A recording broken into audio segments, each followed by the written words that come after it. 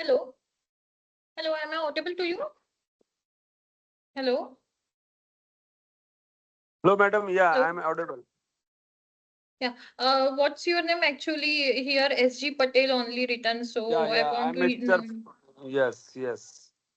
I'm Mr. Salim Patel. Okay, Sandeep Patel. Okay. Salim Patel. Sandeep. Okay, okay. Sorry. Sandeep Patel. Okay.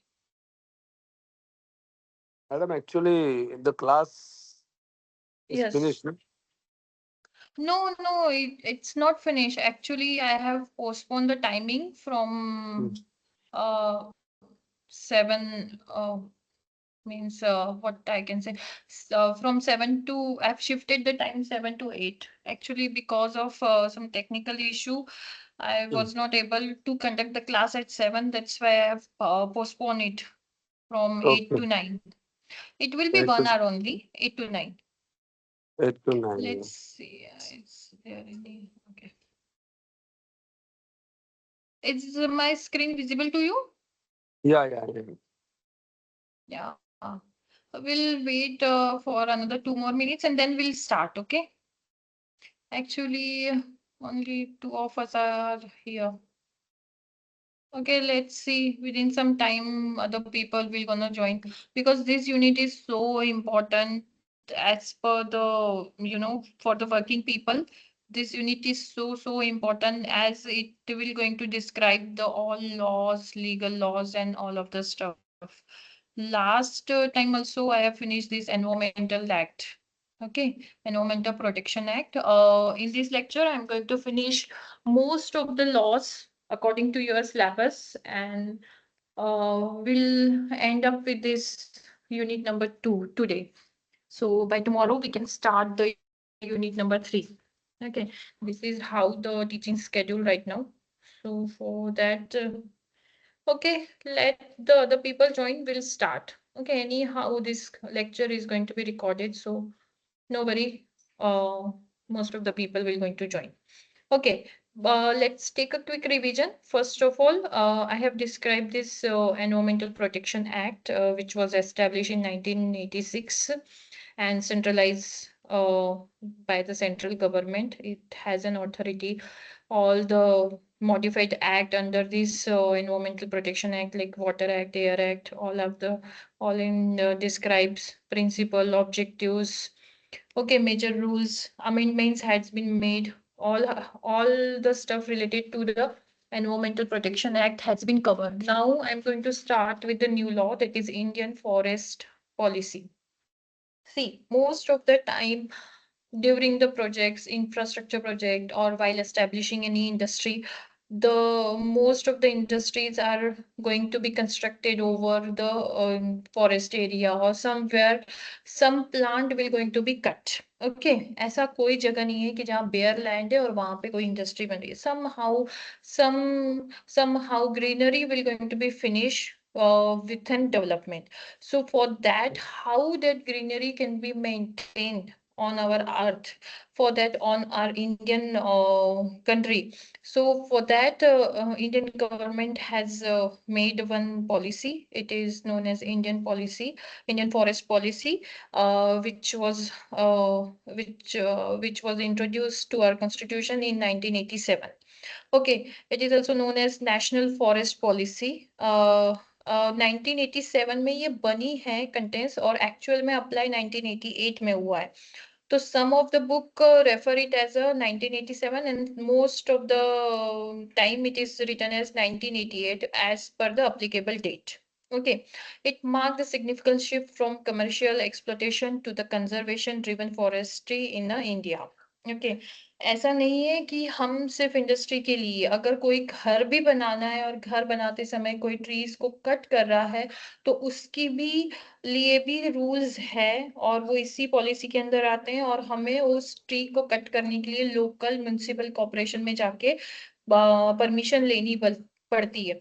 जब कभी भी कोई घर बनाता है residential commercial property or anything, okay, that agar ek bhi tree cut ho raha hai, okay, if we are going to lose a single tree, then also we have to take a permission from the government, and they will going to make sure that if you are going to cut a tree, then definitely will plant the same tree somewhere else where it can be sustained. Okay, this type of policy they have it.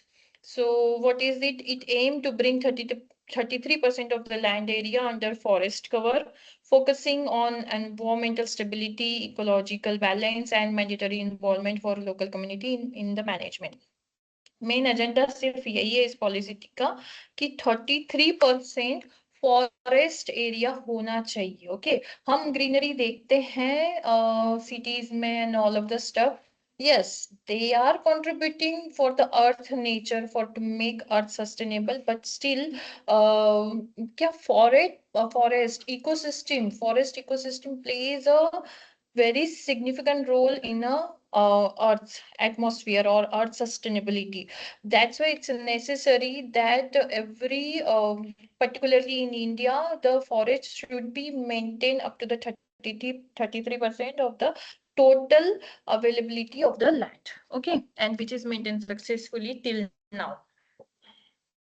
Now the aspect of this policy, the fundamental shift reflects this policy from 1952 policy to prioritize environmental stability over the direction economic profit. It's non देखिए 1952 से policy तो चल ही रही थी, but इसको कभी एक significant नाम नहीं मिला है, जो कि मिला है 1987 में, and then it is applicable from 1988. Okay, the main objective is to maintain ecological balance, conserving natural heritage, checking soil erosion, and increasing forest or tree cover. Okay, forest and tree cover भी जरूरी है, क्योंकि अगर आप कोई development कर रहे हो फॉरेस्ट एरिया में, वहां पे उतने ट्रीज कट जाएंगे, you have to somewhere plant it. Okay, like that. Now, forest cover target like aim to increase the forest cover up to the 33% of the total land, जो कि 1987 में सिर्फ 19.7 था. Okay, now more over the people, more over some more objectives are like people involvement. Okay, just give me 1 more minute. Okay, just 1 second.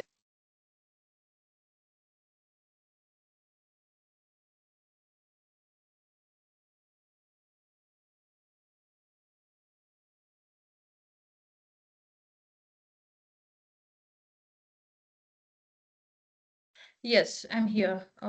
So continue. Let's continue with this. Yes. Just give me 1 minute, okay?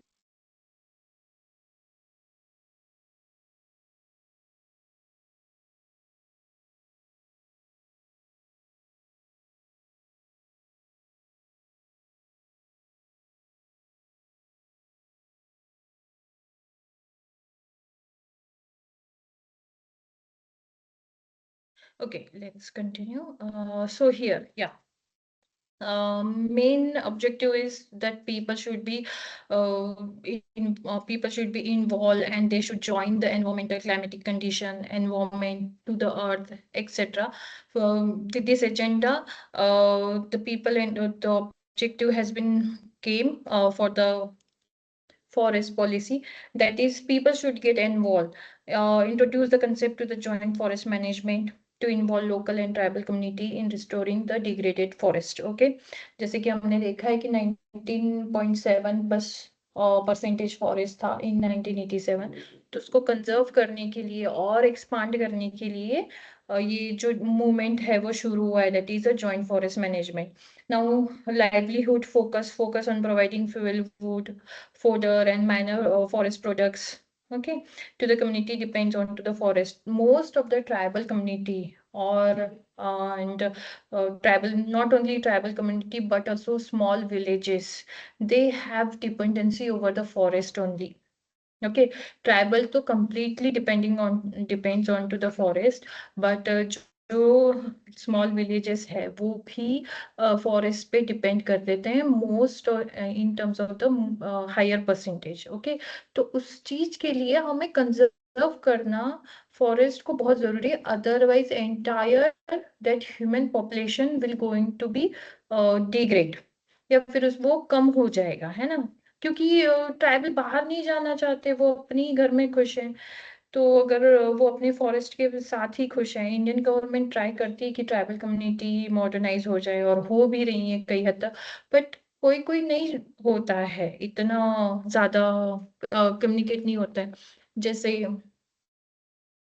Nicobar, Lakshadweep, Andaman Nicobar, Lakshadweep, ये जो इनके छोटे छोटे islands आज भी हम देखते हैं, वो बिल्कुल मिक्सअप नहीं होना चाहते, मॉडर्नाइज होना ही नहीं चाहते, उनको कितना भी फोर्स कर लो, है ना।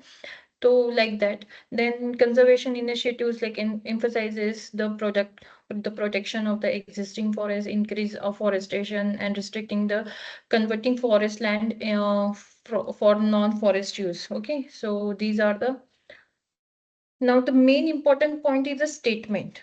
What is the statement given by this policy? First of all, it gives the aim, principal aim, to ensure environmental sustainability, maintain ecological balance, and atmosphere equilibrium, making direct economic benefit subordinate to this goal. Objectives like 33% cover होना चाहिए, ठीक है, हिली mountain region 66% तक cover होना चाहिए। Then conserve करना है हमें हमारी बायोडाइवर्सिटी, नेचुरल हेरिटेज को, सॉइल और वाटर का प्रोटेक्शन करना है। सी जो सॉइल इरोजन होता है ना, that can be protected by planting only, and as well as this plants help to enrich the ground water, as well as they have capacity to maintain the surface water flow. Okay, that's why forest is necessary, huge amount of tree। जैसे अभी सदगुरु ने एक लाए थे कि कावेरी को rejuvenate करना है, उसे नए से बनाना है, तो how it will going to rejuvenate, तो उन्होंने बाइसिकल लेके पूरे कावेरी के शोर्स पे घूमा ताकि मैक्सिमम प्लांट्स लगे, और ऐसा डिसाइड किया कि कावेरी के दोनों शोर्स में प्लांट्स लगेंगे, तो कावेरी की जो नदी है उसका पानी मैक्सिमम लेवल तक हो जाएगा, because this tree is having a capacity to hold the water, to enrich the ground water, to hold the surface water as well as, that's why trees are necessary। Okay, as well as they are maintaining the quality of the water. So people's movement involving local community, especially women's in the forestry and the management. Okay, next, meeting local needs, ensuring rural tribal population have access to the fuel, wheat, fodder, and manure forest products. Okay, so these are the objectives as previously discussed. Most important thing is people involvement। ये policy का सिर्फ main मुद्दा है कि लोग involve हो। क्यों?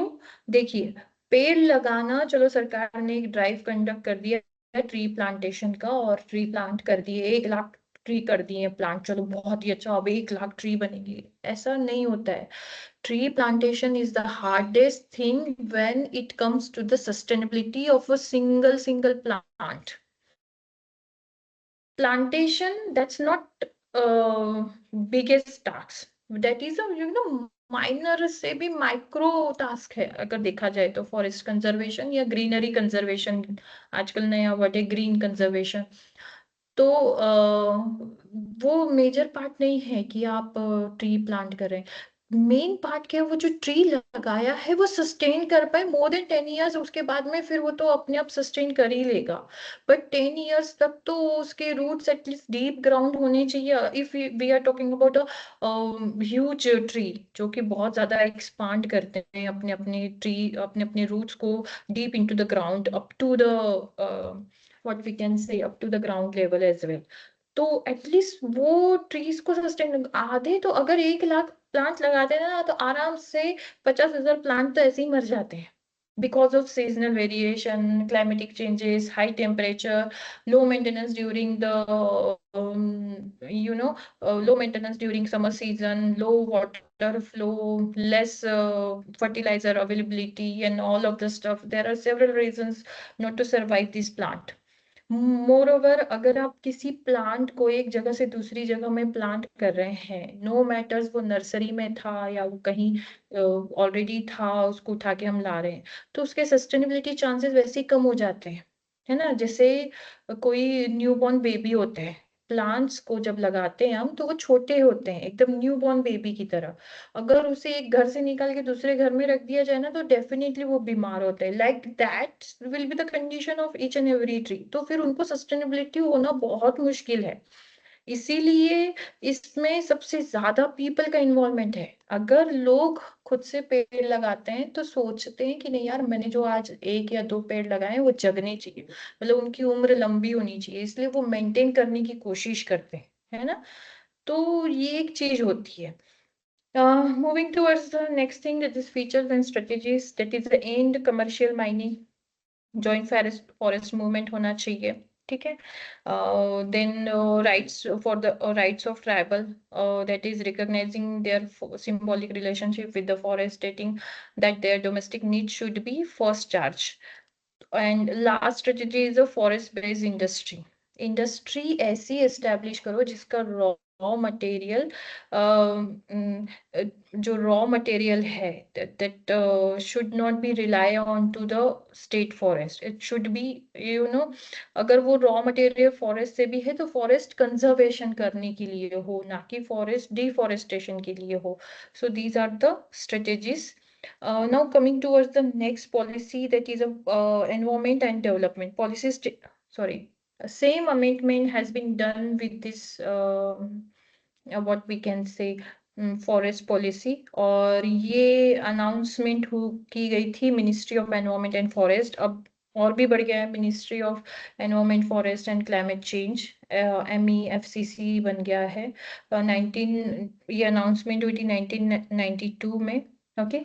After which follows the policy of Brundtland Commercial Report in 1987, which will held in Rio Earth Summit 1992, focusing on integrating environmental concern into the development process.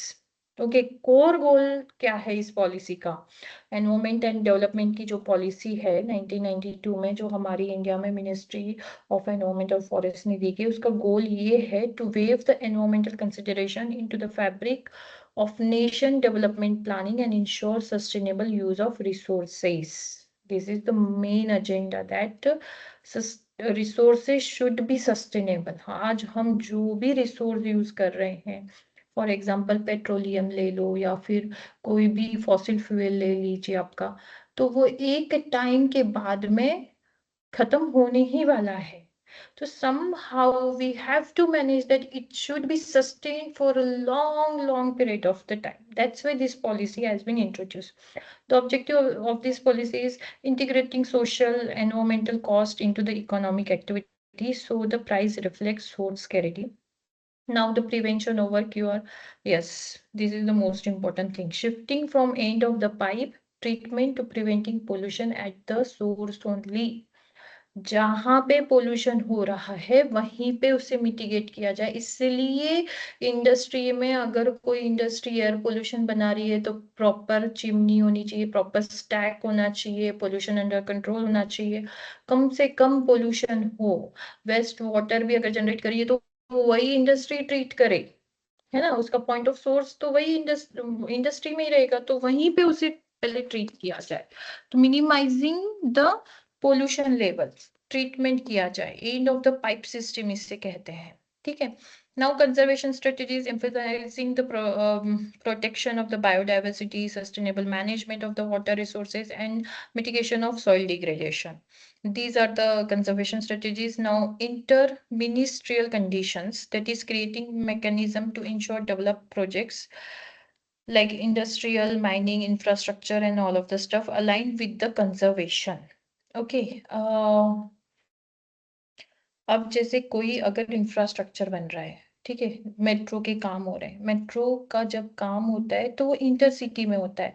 अगर कोई रेलवे का प्रोजेक्ट है तो वहां पे कोई हाईवे बन रहा है, एक्सप्रेसवे बन रहा है, वहां पे फॉर श्योर ट्री कट होना ही होना है। एनवायरमेंट को हजार्ड होना ही होना है। ड्यूरिंग कंस्ट्रक्शन वर्क इतना सॉइल इरोजन होता है because soil is open, bare and expose, completely expose to the atmosphere. एक घास भी नहीं रहती है जब कंस्ट्रक्शन का काम होता है ना। तो एटलीस्ट वहां पे किसी तरीके से हम कंजर्वेशन कर पाए, किसी तरीके से प्लांटेशन कर पाए। Now, next, that is a National Tribunal Bill, which is established in 1982. This bill state that National Environmental Tribunal Bill was introduced in the Indian Parliament to establish specialized tribunal for providing compensation to the victim of accident involving hazardous substances. Like, इसका example कैसे दें? अगर कोई किसी को hazardous जैसे कि कोई केमिकल फैक्ट्री है, फार्मास्यूटिकल है और उसकी वजह से किसी चीज से कोई विक्टिम बन जाता है, उसे हार्मफुल हो जाता है, तो उससे भी कंपनसेशन दिया जाए, ये बिल कहता है. It was post Rio Earth Summit, major designed to ensure strict liability for the environmental damage. Through it was later passed an act in 1995 and eventually sir सुप क्या कहेंगे सुर superseded by 2010 NGT Act. Okay, so the details is like, am I audible to you? Only Nipun Jain is left. Okay. No matter. See, the details of this bill is like purpose. The bill aim. Yeah. Thank you very much. इस bill का ये जरूरी है, ये bill M करता है to create national environmental tribunal for effective and speedy disposal of the cases regarding compensation of for the damage to personal property and environment due to industrial accident. Content इसका देखा जाए तो जो Rio de Janeiro में conference हुई है उसी के हिसाब से इसकी प्लेज वगैरह जो भी ली गई थी उसी के हिसाब से इसे ड्राफ्ट किया गया है. स्कोप इसका देखा जाए तो liability for the accident occurring while handling hazardous substances, no matter वो इंडस्ट्री के अंदर है या इंडस्ट्री के बाहर है. ठीक है, उसकी किसी ना किसी को लायबिलिटी लेनी है, पर्टिकुलरली इंडस्ट्री को. ठीक है, so this is the main agenda. Now, transition will pass as a National Environment Tribunal Act 1995. It was subsequently replaced by the Border National Green Tribunal Act in 2010, which now governs environmental cases in India. See, ये question पूछा जा सकता है. Okay, objective में, MCQs में. पहले national environment tribunal act था, बाद में फिर नेशनल ग्रीन ट्राइब्यूनल एक्ट बन गया. ठीक है, फिर नेक्स्ट आता है आपका द फॉरेस्ट एक्ट. ओके, तो फॉरेस्ट पॉलिसी अलग है, फॉरेस्ट एक्ट अलग है, दोनों भी अलग अलग है. ठीक है, the forest act was in 1948 referred to the regional legislation passed in India shortly after independence, primarily focus on managing private forest and amending existing central laws. The key legislation includes United Provisions Privacy Forest Act in 1948 and West Bengal Private Forest Act 1948 and the Indian Forest like East Punjab Amendment in 1948 में. फिर ये act को काफी ज्यादा क्या कहते हैं, काफी ज्यादा अमेंडमेंट हुई है, बट आपके सिलेबस में 1948 का ही लिखा है, इसलिए मैंने उसी चीज को ऐड ऑन किया है. तो सबसे पहले है private forest management. Okay, so here जैसे कि it is given like Uttar Pradesh United Provision and West Bengal Act provide the conservation of the private forest and the afforestation of the westland, often restricting how landowners could cut or remove the timber. सी, हमारा India बहुत ज्यादा बायोडाइवर्सिफाइड है ना. हर जगह अलग अलग तरह के पेड़ मिलते हैं. जैसे कि अभी पुष्पा मूवी आई थी तो वहां लाल चंदन मिलता है केरला साइड में, तमिलनाडु के सॉरी है ना, केरला साइड या कहीं आंध्र प्रदेश तमिलनाडु साइड में. तो ऐसे ही जो उत्तर प्रदेश है, जो वेस्ट बंगाल है, वहां पे कई सारी एनिमल स्पीसीज कहिए आप, और कई सारे वुड्स ऐसे हैं जो बहुत रेयरली मिलते हैं because of the temperature variation. Okay, तो ये जो एक्ट है ये स्पेशली स्टेट के लिए बनाया गया है कि वो स्टेट ही डिसाइड करेंगे कि कोई भी लैंड ओनर हो, नो मैटर्स कि वो लैंड किस लिए यूज कर रहा है, कमर्शियल के लिए, रेसिडेंशियल के लिए या इंडस्ट्री के लिए. ओके, उससे कोई भी एक लकड़ी का टुकड़ा भी काटने से पहले उससे ये एक्ट में सारी दी हुई चीजों को क्या कहते हैं, परमिशन लेना पड़ता है, परमिट इशू खुद के नाम पे करवाना पड़ता है, एंड देन ओनली वो अपना डेवलपमेंट, अपने लैंड पे डेवलपमेंट कर सकता है। Okay, this is what the act says. Regularisation, क्योंकि जब 1948 में ये एक्ट बना तब इतना ज्यादा सोचा नहीं था कि इतना सेंट्रलाइज होना पड़ेगा। आज भी ये एक्ट लगभग लगभग उसी तरीके से चल रहा है। The regulation and permit. Owner of notified private forest were required to have working plans for the management, sometimes prepared by the forest officer. आज भी हमको एक कंस्ट्रक्शन कंपनी में अगर जो भी है उनको पता है कि जैसे कोई गुजरात में कंस्ट्रक्शन चल रहा है तो जीपीसीबी बोर्ड में जाना होता है, कोई महाराष्ट्र में कंस्ट्रक्शन चल रहा है तो सीपीसीबी बोर्ड में जाना होता है, एमपीसीबी बोर्ड में जाना होता है। तो same like that. Amendment to the Central Law. East Punjab Amendment हुई थी 1948 में, changed the Indian Forest Act in 1927 to allow the stricter seizures of vehicle used in commitment forest offence, replacing the word carts. Reserve Forest Protection, Bombay Amendment Act 1948 में permitted forest officer to evict individual and confiscate crops, buildings from reserve forest. Forest में कोई ये सब चीजें जो भी है वो नहीं कर सकता है। Now the most interesting act, that is a wild life protection act 1972। ये एक्ट काफी फेमस है हमारे इंडिया में। क्यों फेमस है पता है इसके पीछे? ये एक्ट बच्चा बच्चा जानता है हमारे इसका। क्या आपको पता है निपुण? Yes ma'am, wild life protection act बहुत बहुत फेमस है। इसमें हमको एनिमल्स, बर्ड्स, प्लांट सबको प्रोटेक्ट ही करना हाँ है। हाँ, पर ये और उसमें फेमस क्यों बहुत है? स्ट्रिक्ट लीगल गाइडलाइंस होती है, जैसे इनके कोई चेकिंग हुआ है या यस कोई यस, हम उनको डैमेज नहीं कर सकते हैं। या I got the point. Legally bounded हो जाते हैं। हाँ, पर फेमस क्यों है ये? मतलब बाकी सारे भी तो एक्ट है, बाकी सारे बहुत सलमान कम खान लोगों जो को है पता वो होते हैं, कुछ ये कुछ क्यों हद तक पता इस है? एक्ट में है। हाँ, सलमान खान सॉरी। का तो होता है ना इस एक्ट में, बॉलीवुड से हाँ सलमान हाँ खान हाँ की हाँ, वजह से इस एग्जैक्टली, एक्ट में थोड़ा सलमान फेमस खान की वजह से ये एक्ट फेमस हुआ है है। ना? कुछ तो शायद, हाँ, हम साथ साथ है की शूटिंग के समय में कुछ टाइगर या हिरन वगैरह कुछ तो मारा था, तो उस वजह से ये एक्ट काफी फेमस है। और हम न्यूज में इसका तो बहुत ही सुनते हैं। वाइल्ड लाइफ प्रोटेक्शन एक्ट को कंप्लीटली इग्नोर किया गया, ऐसा वैसा, है ना? उस हिसाब से उसके रूल्स भी हैं। काफी ज्यादा अमेंडमेंट हुई है अभी तो, काफी ज्यादा स्ट्रिक्ट हो गया। तो वाइल्ड लाइफ एक्ट 1972 में बना था। It is comprehensive Indian legislation enacted to protect wild animal, birds and plants, ensuring ecological security. See, local जितना सिटी में कोई अगर एनिमल को अगर हम हार्म करते हैं, जैसे कोई कुत्ता बिल्ली जो हम आसपास देख रहे हैं घर के आसपास, उनको कोई हार्म करते हैं तो इतना ज्यादा बवाल नहीं होता है। कई सारे कुत्ते बिल्ली तो हमारे आसपास देखते भी हैं मरे पड़े। पर जो फॉरेस्ट में वाइल्ड लाइफ है ना, उनको हम डेंजर नहीं, उनको हम हार्म नहीं कर सकते। कोई बर्ड को भी हम हार्म नहीं कर सकते, ठीक है? पोल्ट्री फार्म को अगर किसी चीज की परमिशन लेनी होती है तो वो यही है, वाइल्ड लाइफ पर। इसमें इतने अमेंडमेंट होते हैं, इतनी चेकलिस्ट होती है, पोल्ट्री फार्म वालों को सब पे टिक करना होता है और बहुत सारी चीजें उनको मैंडेटरी करनी ही होती है ना? तो इस तरीके से ऐसी और कोई भी इंडस्ट्री होगी, है ना, तो वहां पे भी ये एक्ट बहुत ज्यादा इंपॉर्टेंट है।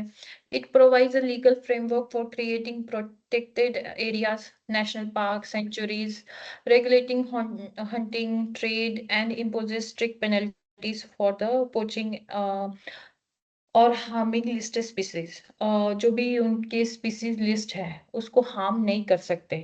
क्योंकि हमारे जो इंडियन कंट्री क्या, बाकी कंट्रीज में भी पहले ऐसा होता था कि जानवरों का शिकार होता था, है ना? हंटर्स रहते थे। हाँ, हम किसी जानवर को मार के ला रहे हैं, ये एक अपने आप में एक ऊंचा ओहदा होता था उस चीज का।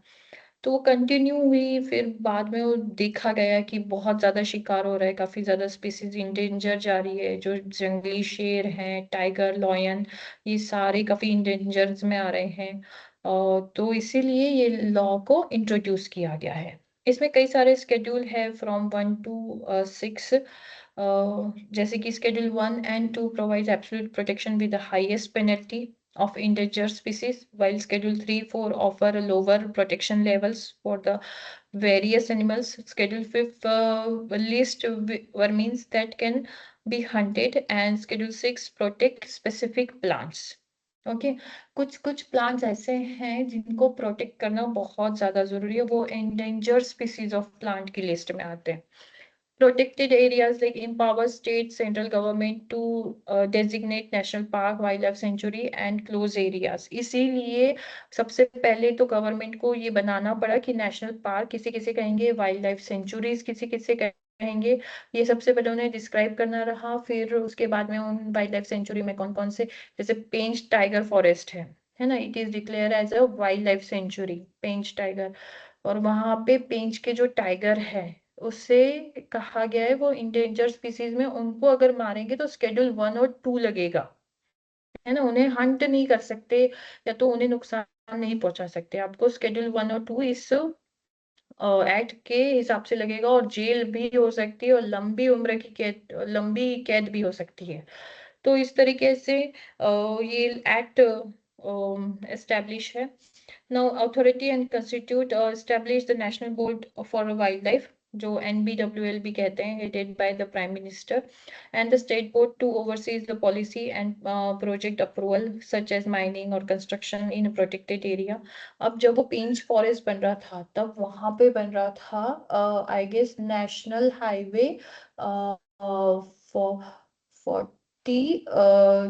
42 या 43 है समथिंग दैट वाज ओके. तो उसके लिए बहुत ज्यादा ट्री कटने वाली थी और बहुत ज्यादा टाइगर जो है उसकी क्या कहेंगे इकोसिस्टम को डिस्टर्ब होने वाला था.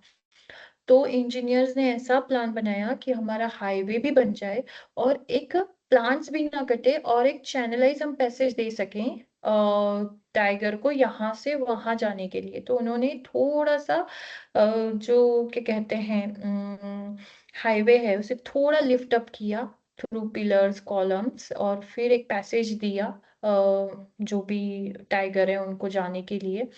मोर ओवर मंकी को प्रोटेक्ट करने के लिए उन्होंने हाई लेंथ ऑफ बैरिकेड्स लगाए over the flyover, over the highway, ताकि जो भी नॉट ओनली मंकी, जो भी अदर एनिमल्स है वहां पे कई ज्यादा काऊ बफेलो ये सारे भी वहां पे एनिमल्स है wildly they are nurturing over there.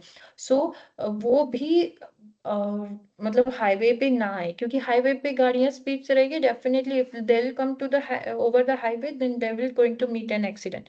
That's why वहां पे कई ज्यादा प्रोटेक्शन लगेगी. आप जाना वो हाईवे पे बहुत अच्छी तरीके से कंस्ट्रक्ट किया है.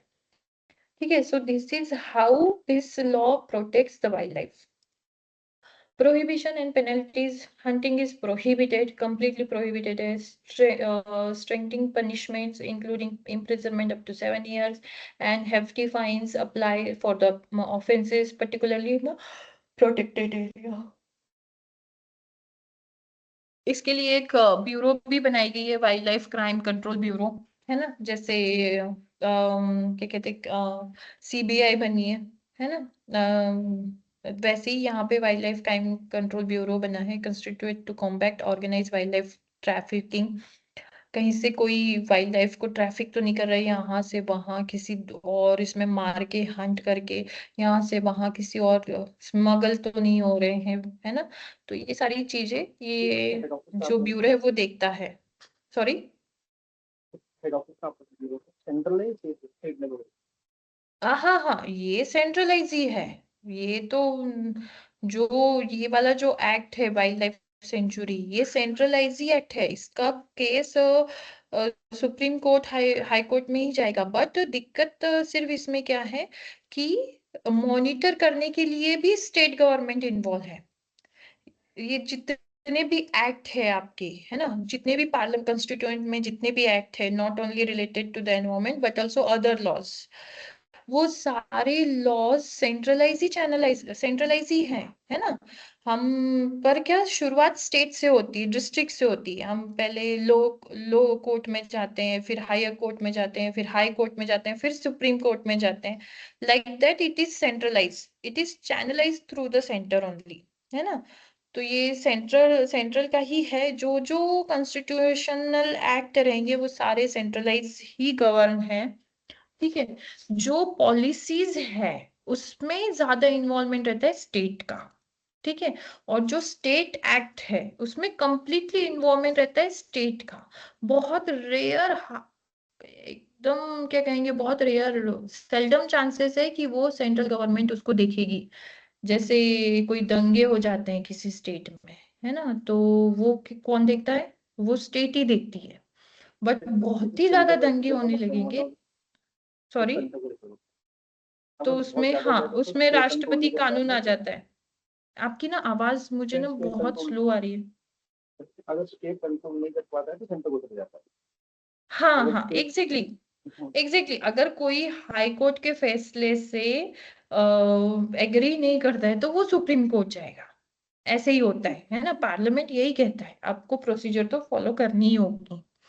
अदरवाइज सारा लोड अगर सुप्रीम कोर्ट पे आ जाए तो सोच ही लो, तो हो तो पूरी ठप्पी हो जाएगा, है ना, पूरा लीगलाइजेशन इंडिया में। अभी तो भी बहुत काफी पेंडिंग है सुप्रीम कोर्ट, अभी भी क्या, सुप्रीम कोर्ट पर बहुत केस पेंडिंग है सुप्रीम कोर्ट पर। हाँ, अरे केसेस तो पूछने ही नहीं पड़ते। आप इतना ज्यादा लीगलाइज करेंगे तो हम सब्जेक्ट से भटक जाएंगे, ठीक है। सो इसमें अमेंडमेंट और स्कोप 2000 अमेंडमेंट किया गया है 2003 और 22 में, to make the penalty more stricter and aligned with the international convention like sites. It cover whole of the India, okay, पूरा इंडिया कवर करता है। देन नेक्स्ट आता है आपका पब्लिक लायबिलिटी इंश्योरेंस एक्ट 1991 में। पहले सिर्फ ऐसा लगता था कि एनवायरमेंट को ही हार्म है, नहीं, ह्यूमन को भी हार्म है, इसलिए इंश्योरेंस एक्ट लाया गया। Is an Indian law mandating insurance for the owner handling hazardous substances to provide immediate relief to the victim of the accident. That's why our company provided the insurance policy, medical policy, not the insurance, medical policies. क्योंकि ये company की जिम्मेदारी है, अगर हमें कुछ होता है तो वो हमें एटलीस्ट पॉलिसी, मेडिकल पॉलिसी, जो मेडिकल इंश्योरेंस है वो प्रोवाइड करे। इस एक्ट के वजह से ये चीजें हर एक प्राइवेट सेक्टर या गवर्नमेंट सेक्टर वो क्या कहते हैं, मैंडेट करता है हर एक एम्प्लॉयज को, है ना। तो ये इसी एक्ट की वजह से है। Operating on a no fault liability principle, it ensure victim receive compensation without needing to prove wrongful act or negligence, covering death, injury or property damage. बहुत सी चीजें हैं उसमें। नो फॉल्ट लायबिलिटी मतलब ऐसा नहीं होना चाहिए कि गलती हो और तभी आपको पॉलिसी मिले, नहीं, बिना गलती के भी पॉलिसी मिल जाएगी आपको, इंश्योरेंस मिल जाएगा। तो ये वो चीज अश्योर करता है। The aspect include mandatory insurance, owner handling hazardous substances must obtain insurance policy to cover potential liability। अब जैसे कोई फार्मा की इंडस्ट्री है, ठीक है, या तो फिर कोई केमिकल फर्टिलाइजर की इंडस्ट्री है, वहां तो केमिकल रहेगा ही, हजार्डस सब्सटेंस है, उनका रॉ मटेरियल ही हजार्डस सब्सटेंस है, बाकी मैन्युफैक्चरिंग प्रोसेस तो छोड़ ही दीजिए आप। तो वो कंपनी की भी जो है उसका भी इंश्योरेंस होगा, कंपनी में बैठे हर एक एम्प्लॉय का भी इंश्योरेंस होगा, मेडिकल इंश्योरेंस भी होगा, जो हाईली कॉन्टेक्टेबल है उनका लाइफ इंश्योरेंस भी होगा, है ना। तो हम कहते हैं ना कि अगर कोई मर गया तो उसको कंपनी ने इतने पैसे दे दी, that is not the thing, है ना। कि वो, अरे चलो कुछ अच्छे काम के लिए दे दी, अच्छा काम किया होगा, no, that is a need of that particular company और गवर्नमेंट सेक्टर, कि उतना पैसा तो उसका निकलना ही चाहिए, देना ही चाहिए उसको, क्योंकि वो उतना हजार्डस सब्सटेंस बना रहा है और वो एक्ट को भी सेटिस्फाई करेगा। इसलिए पीएफ इंट्रोड्यूस किया था गवर्नमेंट ने। क्या कर रहे थे, कोई पहले पीएफ के पहले क्या होता था, कोई मर भी गया ना तो कितना ही पैसा देते थे अपने हिसाब से, है ना।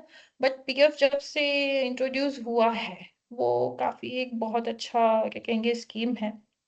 No fault liability I have already explain to you.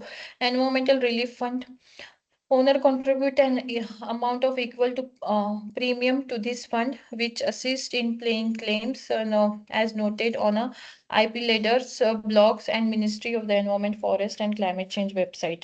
ठीक है, एनवायरमेंट के लिए भी डोनेशन लगते हैं, एनजीओस को डोनेशंस देते हैं. Liability limit, maximum insurance liability generally 5 crore पर एक्सीडेंट्स रहता है, सॉरी मिनिमम 5 करोड़ रहता है और मैक्सिमम जो है वो 15 करोड़ रहता है, depending on to the policy describe. अगर आप बहुत अच्छे से एक्ट पढ़ोगे तो ये समझ में आ जाए. Now the compensation structure provides immediate relief after that injury and any kind of damage. Then penalties, अगर नहीं follow करते हैं तो fines, imprisonment are applicable for non-compliance with the penalty increasing for subsequent offense. तो इस तरीके से है ये चीज. Moving towards the next, that is a coastal regulation zone notification. हमारे इंडिया में अरबी समुद्र और बे ऑफ बंगाल दोनों है, इसलिए कोस्टल रीजन है. तो उससे वहां पे डेवलपमेंट करने के लिए, बॉम्बे में आप लोग रहते हैं तो आपको तो बहुत अच्छे से पता होगा कि वहां पे कोई भी कंस्ट्रक्शन, कोई भी डेवलपमेंट करने के लिए coastal regulation zone notification follow करना ही है, which was establish in 1991, issue under the environmental protection act 1986, aim to protect Indian coastal environment by regulating development activities within 500 meter of the high tide line.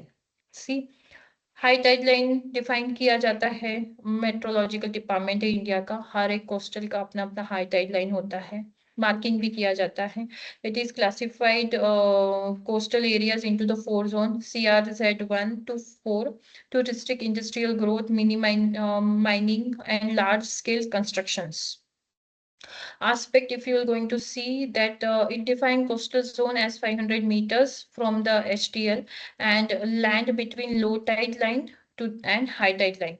See, समुंदर को कहते हैं ना, भरती आती है फिर ओहोटी आती है ना. तो भरती में हाई टाइड होता है और ओहोटी में लो टाइड होता है.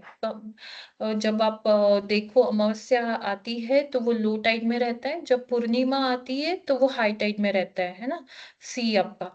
और लो टाइड और हाई टाइड के बीच का जो एरिया है वो कोस्टल जोन के अंडर में लिखा जाता है. अगर एरिया 500 मीटर से छोटा है तो 500 मीटर कहा जाता है, अगर एरिया 500 मीटर से ज्यादा है तो फिर वो एसटीएल और एलटीएल के बीच में रहता है.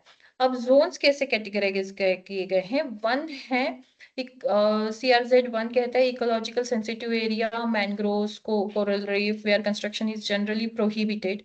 वहां पे जहाँ पे ये स्पीसीज होती है वहां कंस्ट्रक्शन होना ही नहीं चाहिए ऐसा कहते हैं, बट फिर भी स्टिल परमिशन मिल जाती है. CRZ2 कहता है develop area close to the shore line. Okay, CRZ3 कहते हैं रूरल और less develop areas. And CR4 में आते हैं coastal stretch in Andaman Nicobar, Lakshadweep and small islands. Objective to prevent hazardous development and protect coastal ecology. These are the now there are several amendments had been made since 1991 to 2011. Amendment दिया है, over 25 amendment दी गई है, क्योंकि बहुत ज्यादा कुछ नया नया आता गया है. शॉर्टकमिंग्स अगर देखें 1991 में तो notify were deemed to uniform, failing to account for the diversity of the Indian coastal line. It lacked clear procedure for the clearance, did not have monitoring mechanism, cause issue for the traditional fishermen. तो इसके impact को overcome करने के लिए 2011 में वापस amendment दी गई है. बेसिक फ्रेमवर्क बनाया, एक स्ट्रक्चर बनाया गया है to legalize the things, clearance मिले इजीली हर एक जो भी डेवलपमेंट करने वाला है उसे इम्प्लीमेंट हो, और जितनी भी शॉर्टकमिंग्स थी वो ओवरकम कर दी गई है. Now coming towards the next, it is a body. अब तक पॉलिसीज देखे, एक्ट देखे, अब देखते हैं हमारे इंडिया में कौन कौन सी प्रोटेक्शन बॉडीज है इन लॉस को रेगुलेट करने के लिए. पहली आती है ministry of environment and forest, MOE, which was established in 1989. अब उसका नाम बदल गया है, MOEFCC, ministry of environment and forest and climate change, ऐसे करके ministry of environment forest and climate change. Okay, आपके सिलेबस में सिर्फ इतना है, that's why I am showing this thing to you. It generally notify the rules for the manufacturer, use, export, import, and shortage of the storage of the hazardous microorganism, genetically engineer organisms or cells. ये act हमें regulate करने के लिए बोलता है जो hazardous micro organisms है, और जैसे कि कोई भी माइक्रो ऑर्गेनिज्म है जिससे डिसीज ट्रांसमिट होते हैं, लाइक ट्यूबरकुलोसिस है, HIV है ना। तो ये सारे डिसीज को भी अंडर कंट्रोल रखने के लिए मिनिस्ट्री ऑफ MOEFCC मॉनिटरिंग करता है, एज वेल एज कई सारे रिसर्च ऐसे होते हैं जहाँ पे जेनेटिक्स बदल दिया जाता है किसी सेल का, किसी ऑर्गेनिज्म का, और एक नया स्पीसीज वहां पे पैदा होता है ना। चाइना में वेजिटेबल जूलॉजी काफी जेनेटिकली इंजीनियर की गई है, उनकी जूलॉजी तो बहुत ज्यादा डेवलप है, वो बायोलॉजी में भी जा रहे हैं। That's why the corona virus has been come. वो कोई यहाँ का अर्थ का वायरस नहीं था, वो जेनेटिकली इंजीनियर किया गया था बाय ह्यूमन। ये तो सारी हिस्ट्री सभी को पता है, ड्यू टू द पेंडेमिक। तो उन सबको कंट्रोल करने के लिए कुछ तो कोई ना कोई बॉडी तो चाहिए ना, तो वो MOEFCC देखती है। ठीक है, हर एक चीज manufacturing, use, import, export, everything is going to be handled by this body. Okay, now now coming towards the that is key details. Notification date date अगर देखो आप इसकी, तो it was published on December 5 1989। आपके जब MCQs रहेंगे तो ये मुझे लगता है डेट्स और ये जो ईयर्स रहेंगे ये काफी ज्यादा पूछे जाएंगे, तो ध्यान रखो। Then it is in force from September 13 to 1993. Then key amendment has been made in 2005 and 2006. Note the department from biotechnology and department of the biotechnology, कुछ तो शायद बायोलॉजी था शायद वो।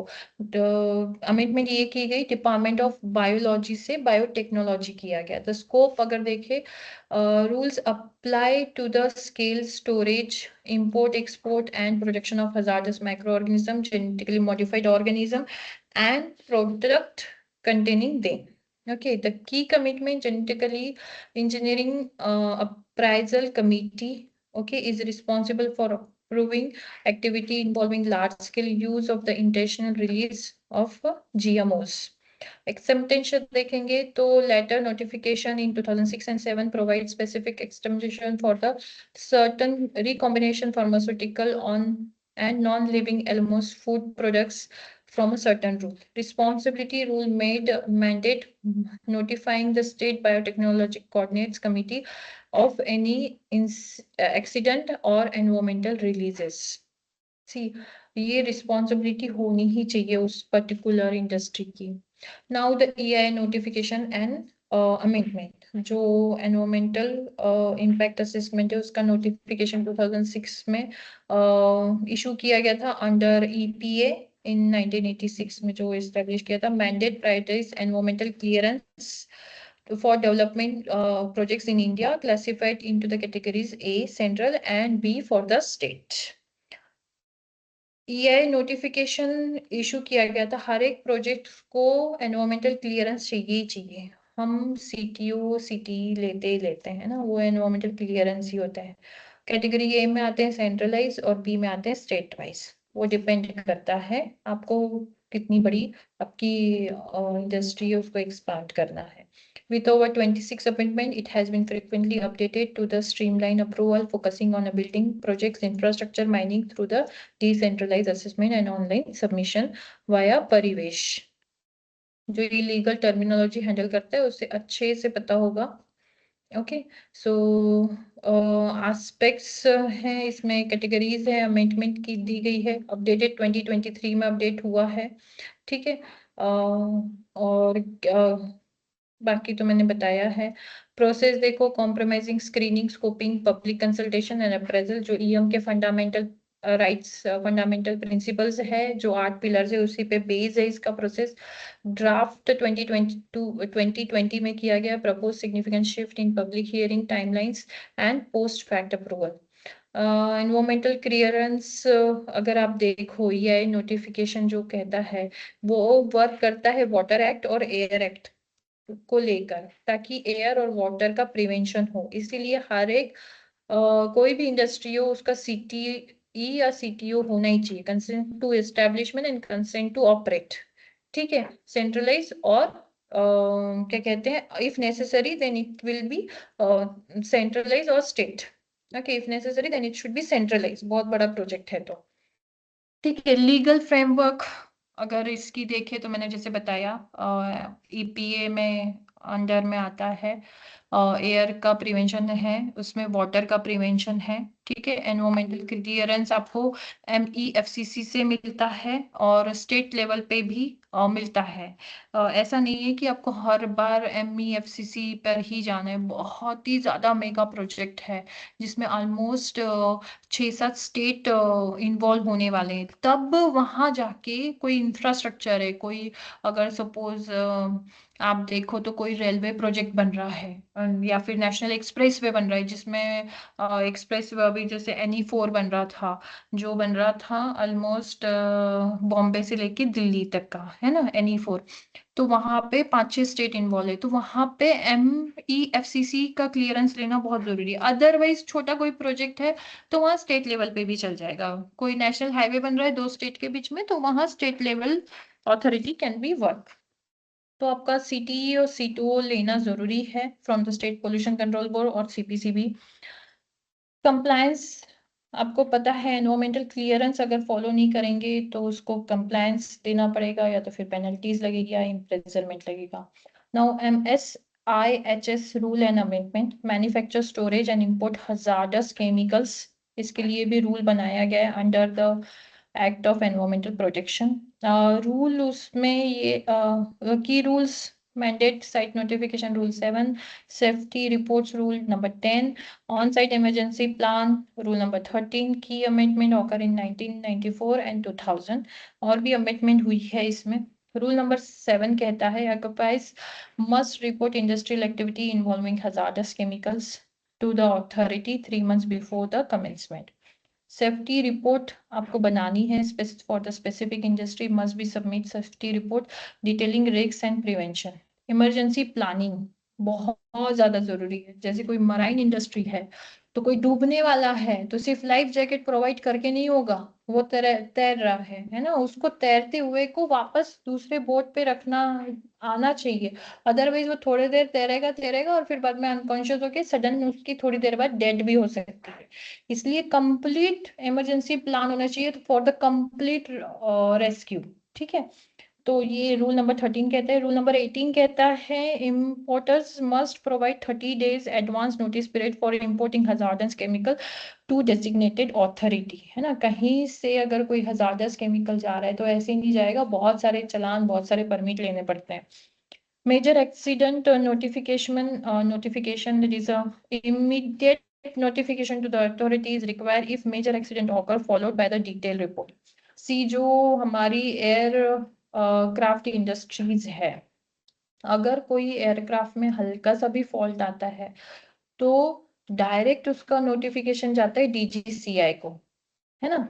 DGCI इमीडिएट नोटिफिकेशन जाता है, क्योंकि वहां पे गवर्नमेंट के बंदे मॉनिटर करने के लिए बैठे ही है ना।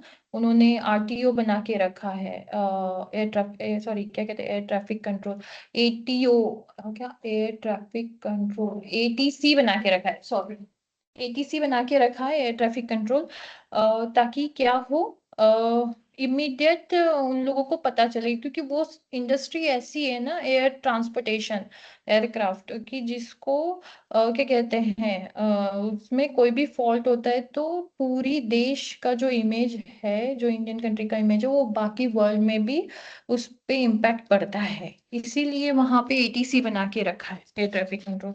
तो ऐसे जरूरी है, अगर कोई हजार्डस इन हैंडलिंग इंडस्ट्री है, मैन्युफैक्चरिंग इंडस्ट्री है, तो वो इमीडिएट गवर्नमेंट अथॉरिटी को रिपोर्ट करे। ये अमेंडमेंट 1994 में हुआ है और 2000 में हुआ है। So here we ended with the syllabus of unit number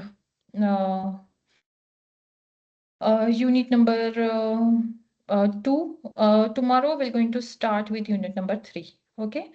Thank you, all of you, to join. Any question? Any question? Hope you have not any questions. So I'm ended. I want to end the class now. Thank you. Good night.